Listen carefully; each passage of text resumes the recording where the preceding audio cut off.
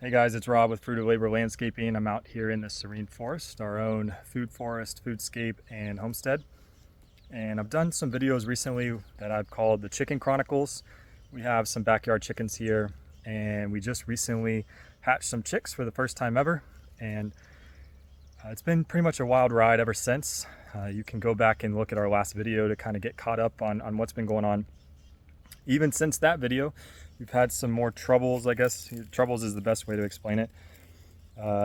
So we had some predator problems prior to those chicks hatching. So we've been keeping the chicks and the chickens inside the run in the coop instead of letting them free range like we had, just because we've been losing some chickens to, I believe, hawks. And we had know of at least one that got attacked by a bobcat. So we're trying to let the heat die down and keeping them in a little bit more secure area, and then decide what to do here in the future.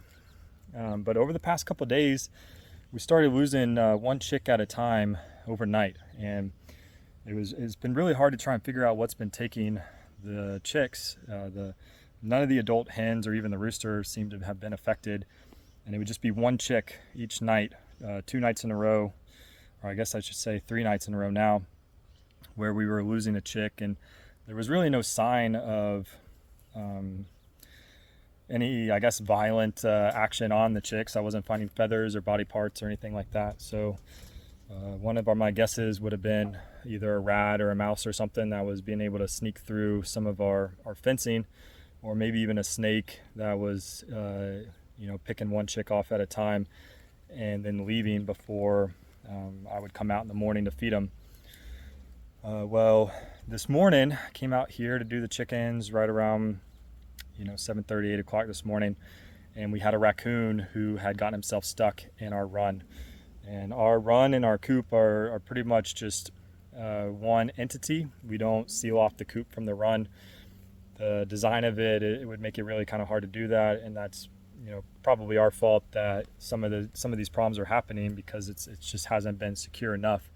I even think that in the last video I did on chickens, I was talking about needing to possibly beef up our security here in the run, and I just hadn't gone around to doing it, and here we are, 3 chicks down. So like I said, this morning we had a raccoon in the run. It had gotten himself stuck in here. We know of at least him, but he had killed the mama chicken, the mama hen that hatched those baby chicks. And then I'm also losing my third out of the 4 chicks, so I'm assuming that it got it as well. So we're down to 1 chick, has no mama anymore. I haven't really seen any of the other hens try and step into that role, unfortunately.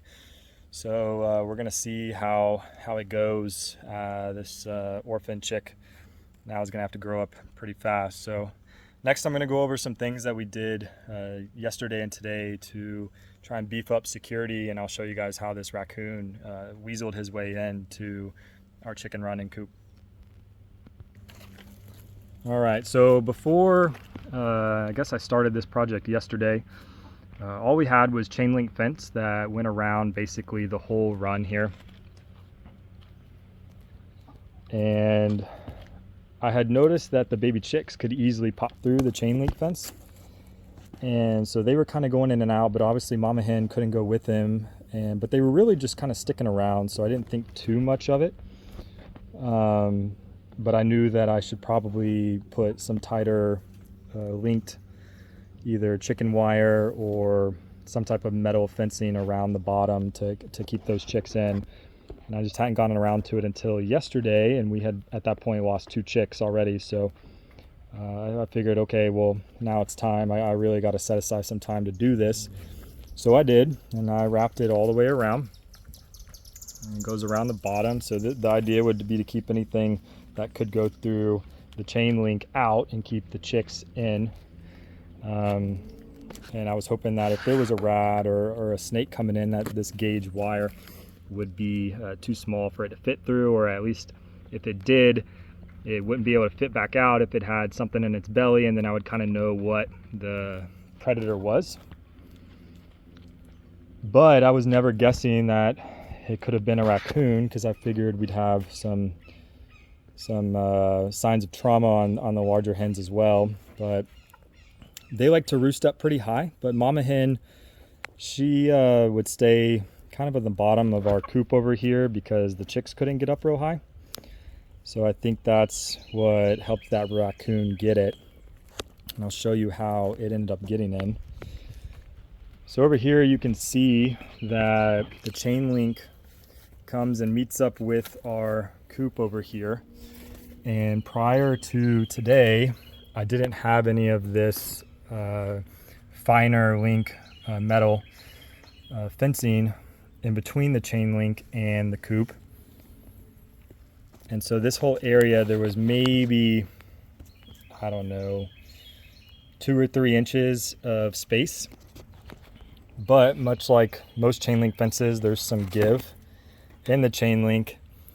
And so I believe that the raccoon ended up squeezing his way down through here. You can see a lot of dirt, and probably some of that darker stuff might even be blood, because when I came out here this morning, the hen that he had killed and been eating was actually stuck in between the chain link and this white support beam here.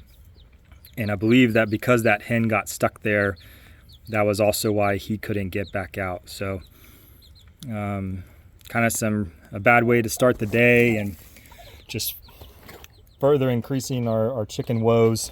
So today I beefed up the security and ran this this metal. I'm forgetting the actual name of it. I can't believe I'm brain farting on that, but I beefed it up there so that there's not any gap, and I'm hoping that that will keep them out.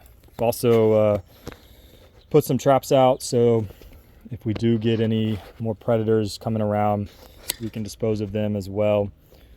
Part of me feels bad for disposing of the predators, because I know that, you know, this is nature and its own ecosystem, and I know that they're just going after food, but they're going after my food, and I'm going to be the dominant one here in this ecosystem. So when they're killing my hens that give me eggs, and I'm trying to raise these hens peacefully and give them their best life here, I can't be having predators coming in and having an easy meal. So those predators are more than welcome to be elsewhere and live their best life elsewhere, but they're just not going to do it here. So we're going to try and take care of this problem. We've beefed up the security.